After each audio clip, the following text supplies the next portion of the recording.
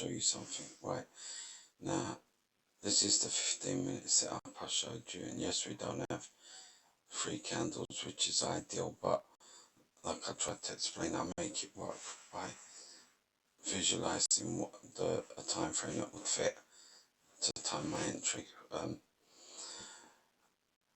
Right, you see this bounce off what I was talking about. See the bounce right off this level, how clean it was. Wicked bounce after you left. It just moved up and it's kept moving up since. But my ideal scenario was not to buy that blue zone, because if we look back, if I turn this around, the higher time frame, that to enter off the top of that blue zone, my risk, like I said, will be at the bottom of the blue zone. I didn't like that. I don't want to have a risk that big.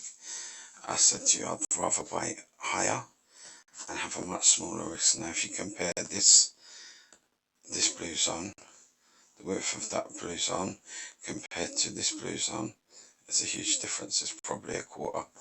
So we're increasing our returns. Our risk is a quarter the size entering around here than it is here. So like I said, I'm not bothered that I'm entering higher. I don't need to catch the low. And you can see where price is now all the way up here, where your target was, I think, Friday. So let me show you what I saw. If I go down to 1 minute chart. Right, this is the initial idea from the 15-minute chart. So basically after this raid down here, once we move up and above this area, we're happy to buy here once it's obviously showing that it's held.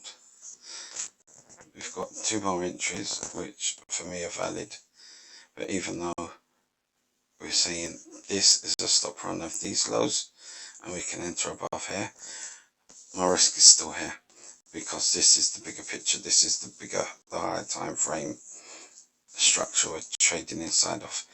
Here is the second entry. Once this raid happens and we get back above here, we can buy it, but again our risk is down here. Now we've got a third entry, which is my favourite after the initial entry. Forget these 2, and this third one's my favourite. Why? Because we are now hovering above this green level. All this is consolidation, people buying, selling, buying, selling, buying, selling. And whoever's trying to keep close to the market, when this impulse candle, when that moves up like that, boom, buyers are jumping in at the top. Where's the stop? It's right under here with all the rest of these stops. And where's our key buying level? Here, this green line. So it matches up with where we want to buy, where buyers will have their sell stops. So we know there's sellers down here. We'll buy off them right here. Once we have this stop raid down into our blue zone, under these lows, once we rally back up, we test it once more. Don't make a lower low than that, but I'm not interested in about high, low, lower, lower. I don't follow that. We dip it once more. As soon as we're above this green line, yeah, now we're on for a next big move. We can enter knowing this is another entry, and our risk is under here. So now we've got a trade where we can take this much risk on the second entry. So entering anywhere above that green level with our stop down there. That's one entry, and our initial setup is here. So we've basically got 2 clean setups, so we will be very confident about our stop will be under here, with the above there. So now when we zoom out, we look back and we say to ourselves, right, a 5-minute chart, look at that, of a risk compared to that big massive blue zone that we could have taken risk on last night.